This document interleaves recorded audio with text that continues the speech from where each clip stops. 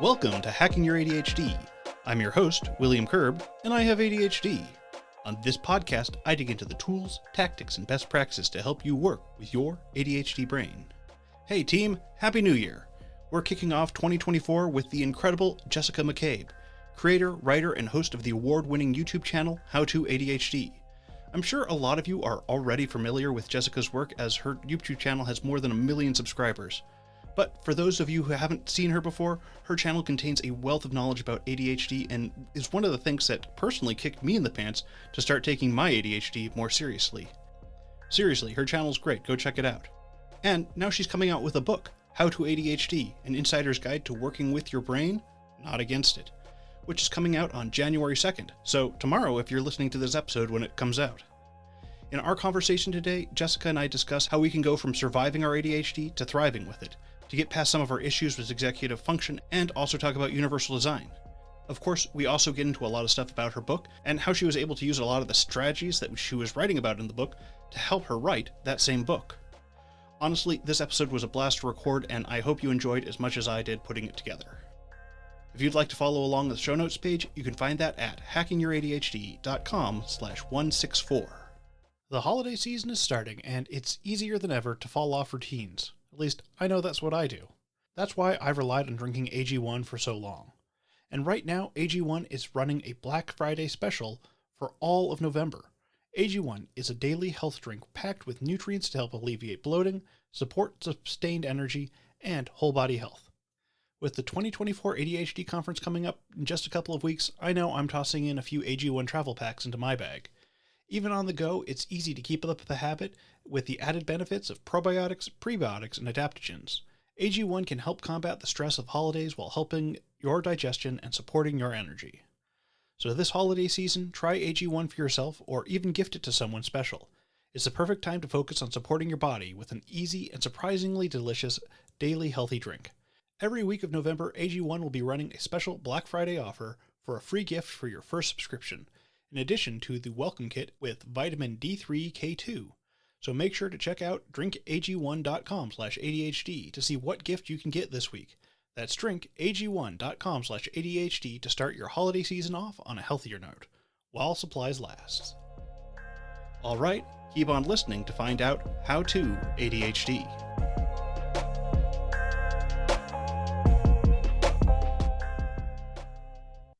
I'm here with the well-known Jessica McCabe. You've heard of How to ADHD. I keep wanting to say Hacking Your ADHD, and I'm like, that's the wrong one. That's me. And I'm so glad to have you on here. I know your channel has been super influential to a lot of people, and I'm really looking forward to hearing more about the book you're releasing, which is also titled How to ADHD, correct? Yeah, it's How to ADHD, an insider's guide to working with your brain, not against it. Awesome. Yeah. So how long have you been doing your YouTube channel? When I finished the book, I'd been doing it 7 years. At this point, 8 years. 8 years now. Wow. It's impressive to stay on one topic for anything with ADHD. It is. And I expected to get bored and be done a million times. And it's not that I didn't ever get bored, but one of the nice things about ADHD is it's not one topic. There are so many topics. Every week when I started out, I set out to learn one aspect of ADHD or one challenge that I was struggling with and a strategy that could help. And I expected that to take, a few months, maybe 7, 8 years later, there's still stuff that I'm learning. So that's one of the really nice things is, yeah, it's one topic, but it's also way more than one topic. There's so much to talk about, which is how I ended up with a lot of chapters in my book. There's how to motivate your brain, how to sleep, how to feel, how to people, because social stuff is a struggle for us. Rejection sensitivity is a struggle for us. So I think that's what helped was I could focus on whatever I was personally struggling with. And there was always something new, something different to talk about. Yeah, that's actually a very similar way I approach my channel with the podcast, is just being, what do I need help with? And then researching, diving in and being like, okay, how can I apply this to an episode? And usually it comes out fairly naturally because I'm like, oh, this is what I'm struggling with and how I'm going to be addressing it. Yeah, I think it works great because if you're struggling with it as somebody with ADHD, chances are other people with ADHD are struggling with it too. And it's nice to know that we're not alone. It's nice to open up that conversation. And let people know, like, yeah, this is the struggle. The struggle is real. There's a reason for it. Here's what it is. There are strategies that can help. Also, you're not always going to be able to use the strategy, and that's fine too. That is one of the funniest things where you're like, oh, I figured this out. No, I haven't. There's more to learn. Or I figured this out and now my brain doesn't just decided that it doesn't work anymore, or just it refuses to do it. Like, I have so many strategies that I know work really well for me, and my brain's like, nah, I'm bored now. I don't want to do that. But we know it works. Nah, I don't want to. And I think that's one of the funny things that I always come back to when I'm doing episodes is this like acceptance of that I have ADHD and it's going to make things difficult. Yeah. It's just, there's no solution that cures or fixes my ADHD. Yeah, my operations director had a great quote, I think, that I included in the book, which is, there is no, I'm going to butcher this, it's in the book, but there is no magical rainbow unicorn tool that will solve all your ADHD woes.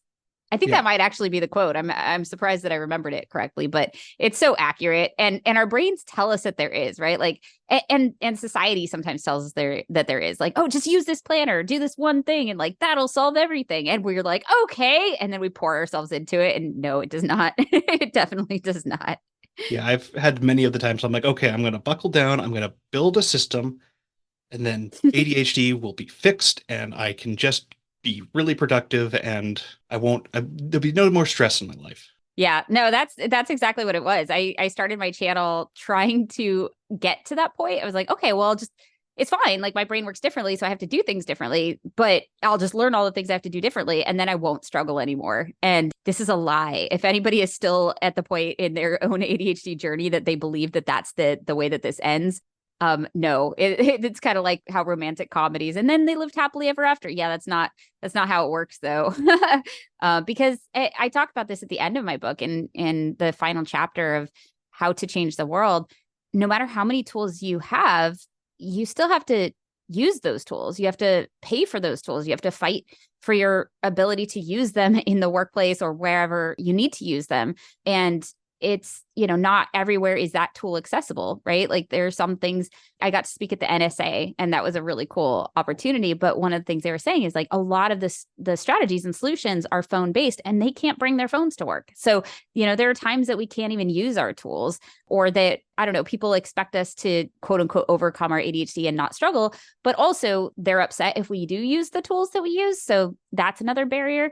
So I forget where I was going with that, but but yeah, long story short, like, I think it's so important and so empowering to have these tools and have these strategies and have the understanding of how and when to use them. But it's also not enough. We need to live in a world that makes the world a little bit more ADHD friendly, a little bit more accessible for us in general.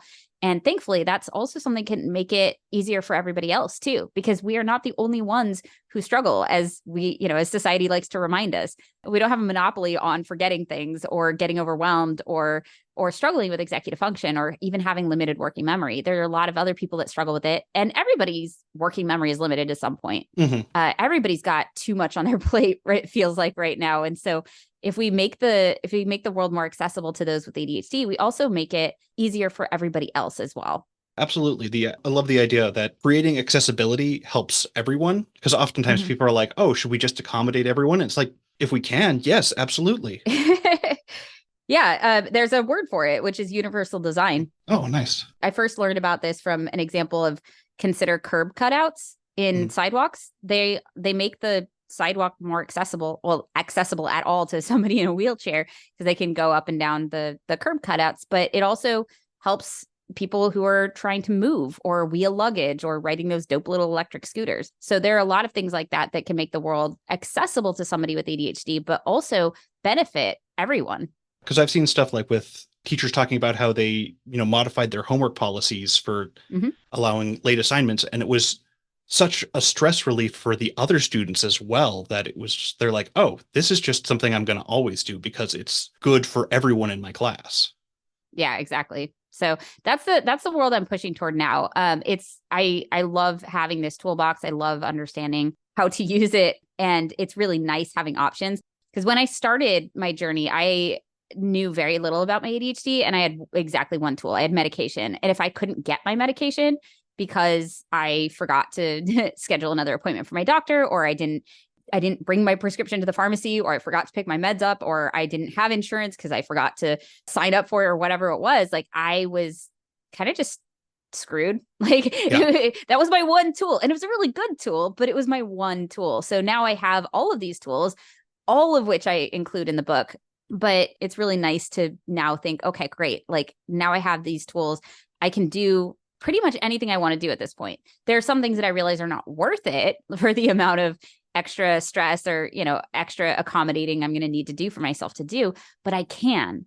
For the first time in my life, I feel like anything I want to do, anything I want to achieve, I have the tools to be able to do it. And one of the big things that I want to use my toolbox for now is making the world a more ADHD friendly place so that we don't have to spend 7-8 years collecting all these tools and trying to figure out how to use them and how to pay for them and all of that. And the world can just be better for everybody. That sounds like a great push forward from where your channel has been leading. Because I know what people have learned from your channel, myself included, because I remember very early on in my ADHD journey, seeing videos of yours and being like, oh, I need to share this with my wife so that she can understand what my brain is doing. Mm-hmm. But it being this thing that, like, yeah, there's all these tools that we can use. And then what's our next step so that we can really thrive with our ADHD, not just... And that's it, right? Like everything that I learned in this book, everything I've learned over the last 7 years have helped me survive because I was drowning. And a lot of people with ADHD are drowning. Like we are really struggling to just survive. And we don't even get to think about thrive. You think about like and it starts young, right? Even elementary school kids, like I don't get to go play with my friends because I'm just still sitting here trying to finish my homework. So I don't get to do the fun things. I don't get to do the things that will help me feel fulfilled and thrive because I'm just trying to meet basic expectations here. And so everything that I put in the book was really about like, how do I just survive and meet basic expectations, quote unquote basic, because they're not basic if you have ADHD. They're very neurotypical and often very challenging expectations. But how do I meet these expectations? And now it really is, I want to talk about how we can thrive. I want to talk about how do we not just keep up, but how do we get a little bit ahead maybe and get to relax and enjoy our life. And then maybe if we are behind on something, how do we still have maybe a little bit of time carved aside to just enjoy ourselves and our lives, right? And there's so many things that I'm dreaming big about right now. I'm not exactly sure what direction I'll take the channel in the future, but I know that these are some big questions on my mind. Not just how do we do things, but what's worth doing, and how do we make time, and how do we make time for the things that are really important and valuable to us in this struggle to just get by, and how do we thrive? Yeah, because it is a big deal for us to make time for the things that matter because we have such a poor ability to prioritize a lot of the time. Mm-hmm. Everything feels important. And then we're like, oh, I'm going to keep getting to the things I have to do, or your important but not urgent things, the IBNs. Yeah, we often don't get to these things. And it's part of it is because we feel so guilty, I think, for not meeting expectations. Like because of our difficulty with time management, we can overpromise and then get ourselves into a situation where we're not delivering on what we said we would do. And so then we kind of just throw everything else that's important to us out the window so that we can deliver on these promises.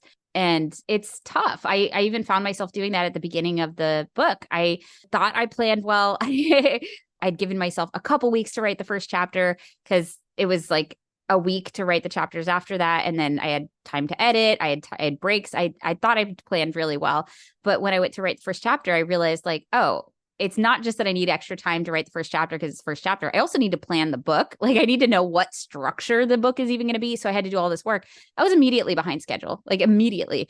And my first thought was, I'll work nights and weekends. Like I will catch up, right? Like I will just sacrifice my own well-being and everything so that I don't let somebody else down.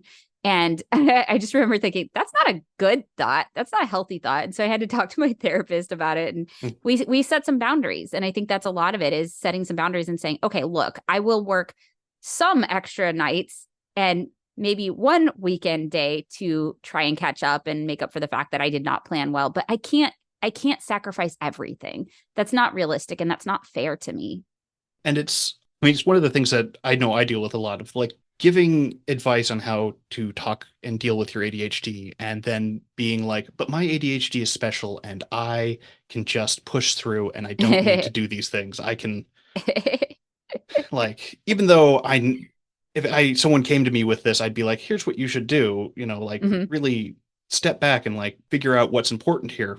I'm like, well, what's important is that I don't disappoint anyone. It's so true.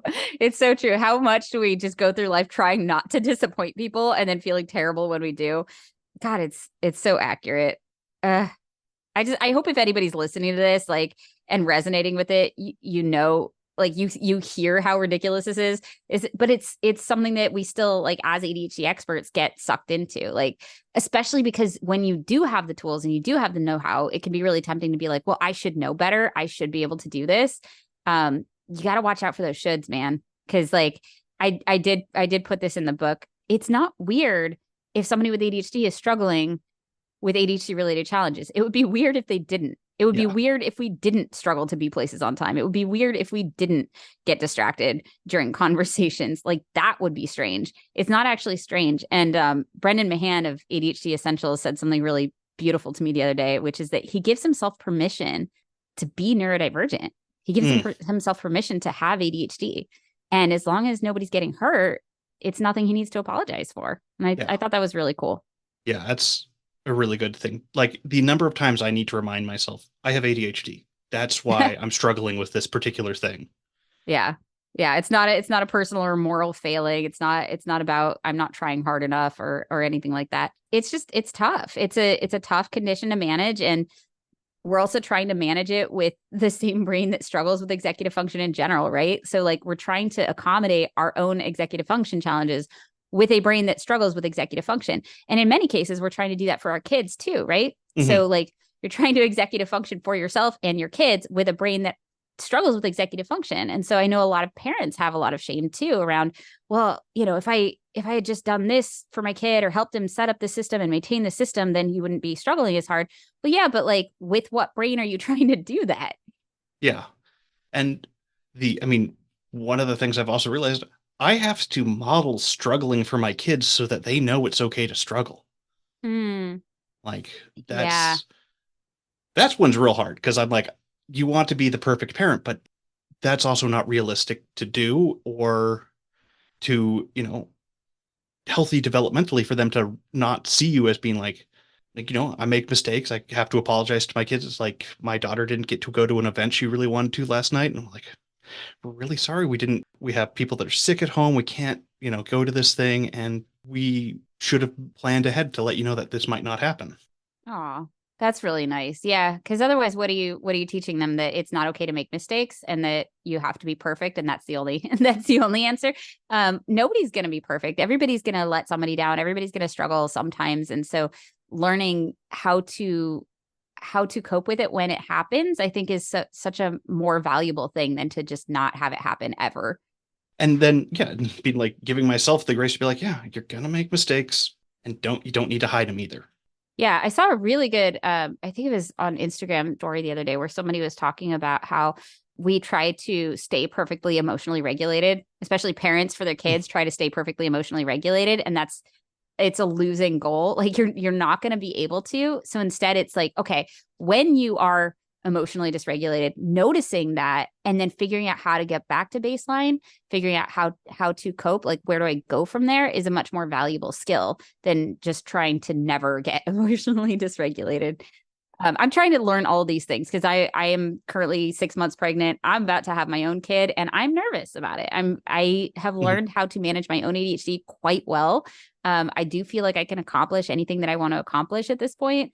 But I know that kids are gonna throw a whole a whole new wrench into the mix. The most unexpected things where I'm just like, this was not something I foresaw or at all. Just, being like, then also like, being like asking like, okay, telling my daughter, like, you need to clean your room. And she's like, well, why is your room so messy? And why don't you have to do that? And I'm like, you're right. But also, I have wondered about that. Like, how do I hold my kids to expectations that I can't meet? yeah, once they realize to question it, it's hard. I actually I think I have an answer, and I'm curious because you are a parent if you think it would work. Yeah, I I was not taught how to do this as a child, and that's why I struggle so much as an adult. So I am here to ensure that you do learn these skills so that when you are an adult, you don't struggle as hard as I do. Yeah, when they get a little bit older and can rationally have the discussion, then yeah, sure. Yeah. And, it's amazing just what they pick up on and what they, like, yeah, this is something that's important for them to understand. And I'm just so glad I can give my kids the tools to deal with these things. So we were talking a little bit earlier about you keeping the difficulty with following through with your plans on that first chapter. And I was wondering about some of the other skills you were using to keep yourself on track while writing, because this writing a book is a big project. And so it's very commendable that you got all the way through. Like, I know a lot of people Thanks. that, they do have those intentions, but it's just like, that's too much. Yeah, I knew it was going to be a challenge. And this is actually the first long-term project I have ever completed in my life, ever. Like, I dropped out of community college. I didn't quite finish massage school. I've been married and divorced twice. Neither of those marriages made it more than a year and a half, which is, my book, the process of writing a book was 15 months to write it. And then, and then I still had to do some copy editing and promoting and all of that. In the end, it's a 2-year project, right? And I've never completed a 2-year project before. So I knew this was going to be a challenge, and I understood my brain really well going into it. So that was helpful. I put a lot of supports in place, and I used many tools that I talk about in the book to push myself over the finish line of actually finishing it. So there were a few that I thought were really important. One was one of my favorites, which is when you plan a project, especially a long-term project that your brain's like, oh, I've got time, work backward. So I knew what I wanted the finished product to be. And then I went, okay, in order for that to happen, what has to happen before it, right? So in order to have a published book that I was proud of, well, I needed time to edit it, right? Okay, so I needed to build in that time. Well, in order to edit it, I had to have finished it, right? So I had to build in time to have finished each chapter. But also I knew that I sometimes needed time to rewrite. So I had, I built in time, like weeks to write, weeks to rewrite, weeks to edit. And I also knew that I tend to hyperfocus, right? I have ADHD. And so I might get sucked in and work really hard, work long hours, and I needed to not die. So I plugged in 4 weeks off over the course of a year. I had a quarter and then a few months of working on the book and my channel and everything, and then a week off, and then a few months and then another week off. And I built those breaks in ahead of time. And working backwards, I got to now, I got to now then, which was, oh, shoot, if I don't start on this right now, then I'm going to end up in crunch. And I don't want that, right? At least any more than I need to be. And so by working backward, planning backward, I was able to kind of connect the dots and see how what I did or didn't do now impacted my ability to deliver a finished book without dying a year from now, right? And it was still tough, because there were places where I still underestimated how long it was going to take me. That's very common with ADHD. But I did get the book finished, and I did accomplish everything that I wanted to do with the book. I turned it in a couple months late, and then I took an extra month editing that my editor wasn't expecting, because there was a lot that I wanted to rewrite once I went back to look at it again. But I was able to get it done because I was able to see the path toward done.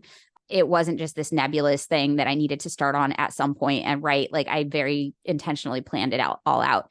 But the other part of it was I had to add accountability, because the farther away we are from a deadline, the less our brains are going to be like, yeah, I totally need to get started on this right now. So even though I had planned it out and I saw I need to finish this chapter this week, my brain was still like, but do we could do something else and just make up for it. We've got 11 months to catch up. Right. And so I set up meetings with my editor, and I told her, look, this is my process. I'm going to learn a bunch of stuff for this chapter. I'm going to brain dump everything out. It's going to be garbage. It's not going to make any sense, but I need to turn something into you every week that I'm supposed to be writing, or I won't do it. And so there were times where Monday, Tuesday, I wasn't writing a ton. Wednesday, I wrote a lot because my deadline was Wednesday night.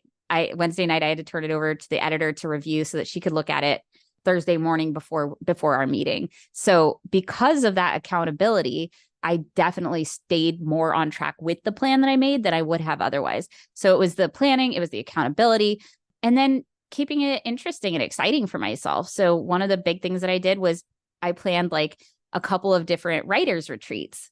I kicked it off with a cabin in the woods thing. I always thought it was a really romantic idea to go stay in a cabin in the woods and like lock yourself away and not talk to anybody and just like write.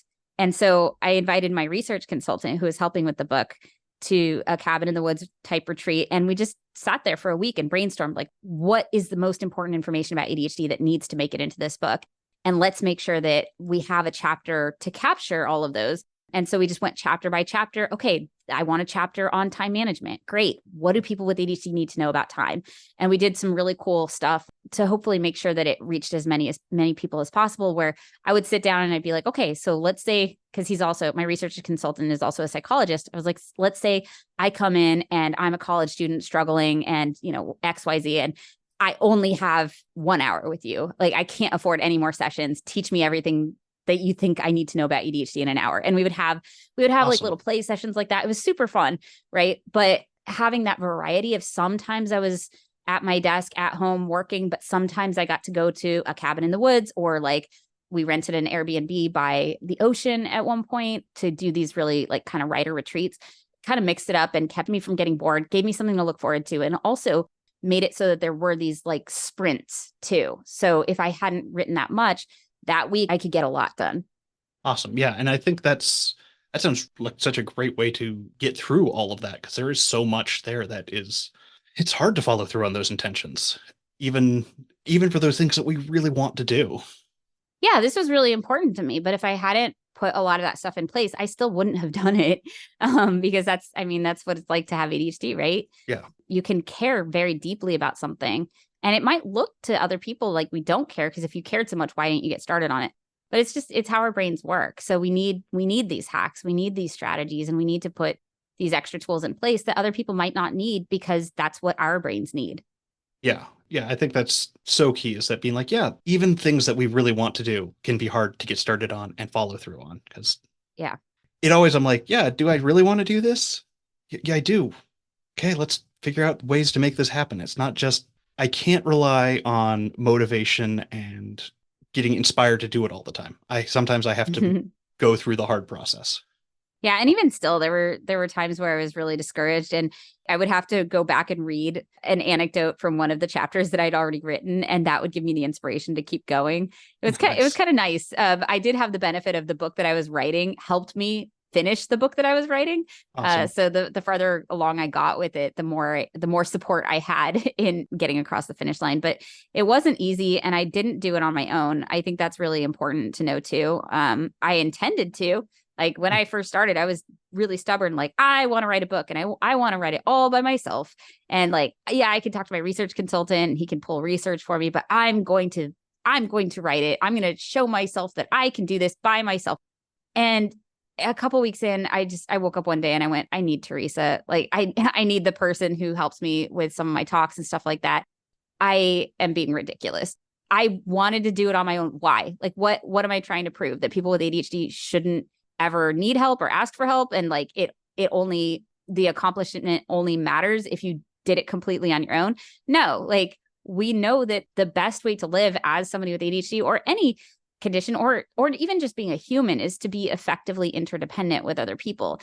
And for the areas where I was struggling, like with structure, or pulling community quotes and keeping track of those and reaching out to people, like I needed support. And so I ended up hiring a writing buddy who was amazing. So I had my research consultant, I had a writing buddy, I had a lot of ADHD experts that I reached out to and would read parts of chapters or ask them for their insights or input, or even an entire little section in the chapter. I'm like, I don't know anything about eating disorders. Let's reach out to Dr. Carolyn Lynch Parcells and see if she'll contribute something.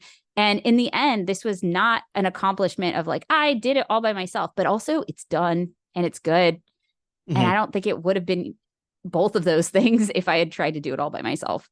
Yeah, I think one of the most important things I've learned about ADHD is that not doing things by myself, being like, asking for help, not only when I need it, but when it would make things better overall. Yeah, that's a really good point. I think about it that way in terms of accommodations too. Or I think about accommodations that way as well, where it's like, can I do this without it? Like, sure, but there's a difference between can and should. Like, put the supports in place. And if it turns out you don't need them, then you don't have to use them. But I'm short. I use a step stool. Could I climb up onto the counter without a step stool and like get things off the top shelf? Sure. But like, why? What's the benefit there? And it's like, yeah, I didn't use the tool, but I did it. Like, okay, but use the tool and then have a superior result and like don't get hurt. Right. Yeah, exactly. And those are really the two outcomes, right? And those are both worthwhile. One is you have a better outcome, or two is you don't hurt yourself, or at least hurt yourself as much. I came out of this like exhausted, but I'm okay. Like my brain's okay. I'm not burned out. I am tired. I need a break. I would like to nap for a very long time, but I'm okay. I didn't like kill myself to get this done or do any permanent damage to my brain or body in the process. And I think that the book also turned out better than it would have if I had tried to do it by myself. Awesome. Well, I'm excited to get a chance to read it. Went and pre-ordered it the other night because I know that's important for those initial sales and stuff. Oh, thank you. Yeah, it really is. This is my dream. It's been my dream since I was like 12 years old. I wanted to be a published author by the age of 15. I'm a little late to that party, but I am a published author. But now I really want this to be a bestseller, and pre-orders really help with that. Yeah. I would be just super thrilled. I used to love to read. I still like to read, but it's a little harder for me now than it used to be when I was a kid. And I think part of that is because books are not as accessible. There's a lot of long blocks of text that my brain kind of nopes out at in a way that, younger books didn't have. But I remember reading all these best-selling books, and it would be super cool to be a bestseller. Like I'm proud of my book regardless, but like that would be amazing. And that's what I wanted from the beginning. I was like, I want this to be a bestseller. I wanted to have all this information and help all these people, and I want it to be a bestseller. And it's very like pie in the sky, and I don't have complete control over it, but pre-orders do help make that happen. So, and it is possible. I'm getting to see the numbers come in, and it looks like it's going to be possible. So now I'm just like, let's hope. It's very exciting. Yeah. Yeah. So do you have any like favorite parts of the book, or parts that you just think that are really going to resonate with people? Yeah. There's some parts that I'm really proud of. There's a really cool story that I talk about in the book that came from my research consultant. His name is Patrick, Dr. Patrick LeCount, and he tells all of his clients this story about Coach A versus Coach B. Have you heard this? No. Okay.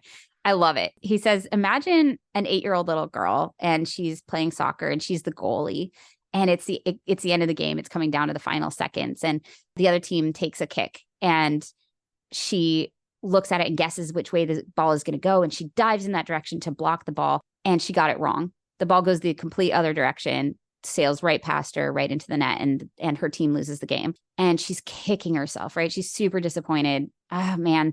And Coach A calls her over and goes, what are you doing? Like, what's wrong with you? We went over this in practice. You knew what to do. And he starts berating her. Well, the next time there's a game, like maybe this little girl, she's gone home dejected. She feels terrible. The next time there's a game, maybe she says she has a stomach ache or doesn't want to go because she felt so bad about how that went.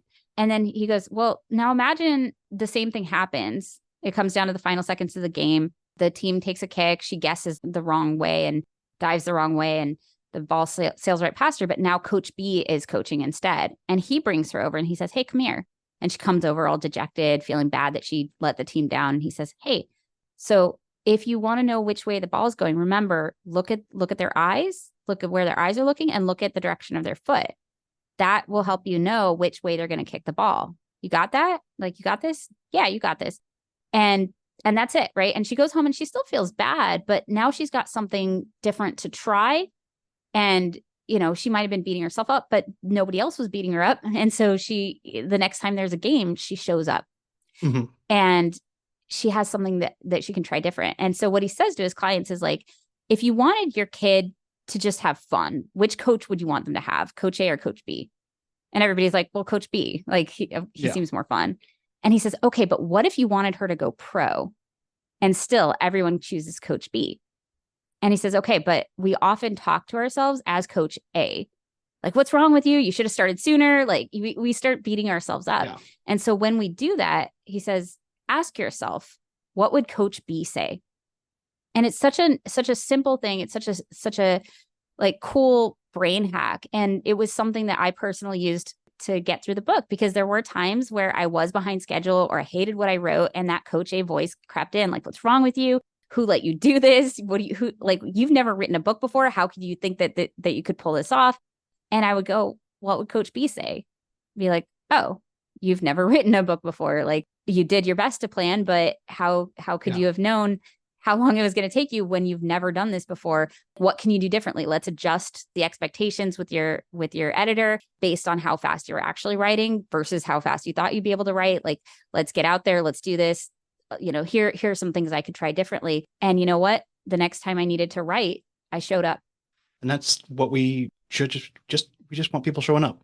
Yeah. Yeah. That's so much of it. So much of what we do when we berate ourselves makes it harder for us to show up the next time. And it's such a cool, simple switch, such a cool, simple brain hack.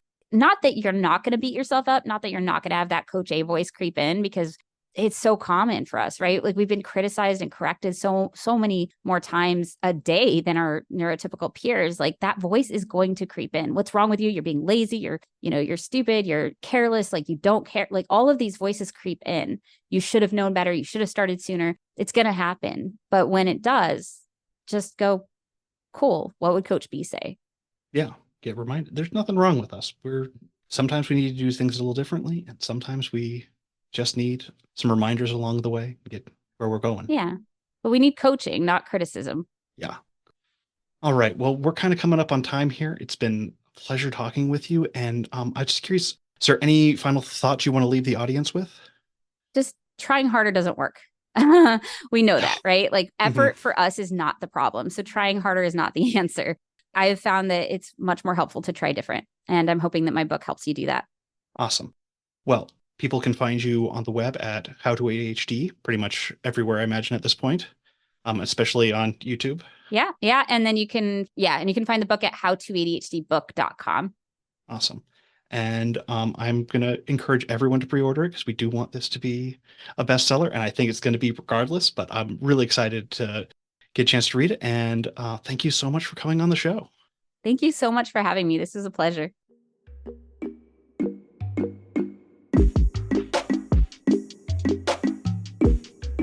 Thanks to Jessica for coming on the show, and thank you for sticking with us all the way to the end. If you'd like this episode, be sure to go check out Jessica's book, How to ADHD, An Insider's Guide to Working with Your Brain, Not Against It, at howtoadhdbook.com. And also be sure to check out her incredible YouTube channel, How to ADHD. But before you go, let's do a quick rundown of today's top tips. 1. When we want to move from surviving to thriving, we want to start looking at not just how we get more things done, but what's worth doing. 2. Even projects we're interested in can be difficult for us to work on, so it's important for us to keep them exciting with variety and trying out a few different ways to approach those projects. 3.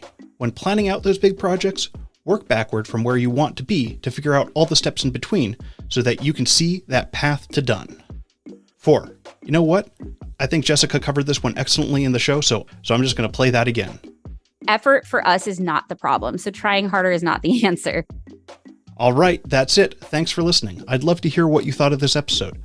Feel free to connect with me over at hackingYourADHD.com/contact. If you'd like links or to read this episode's transcript, you can go to the show notes page at hackingYourADHD.com/164. If you'd like to support the show, the best way to do so is to tell someone about the show, especially if you think a particular episode would resonate with them. Just click the share button on your podcast player and send it over to them. I'm sure they'd appreciate it. I sure know I would. And now for your moment of dad. My coffee tastes like dirt, but that makes sense since it was just ground this morning.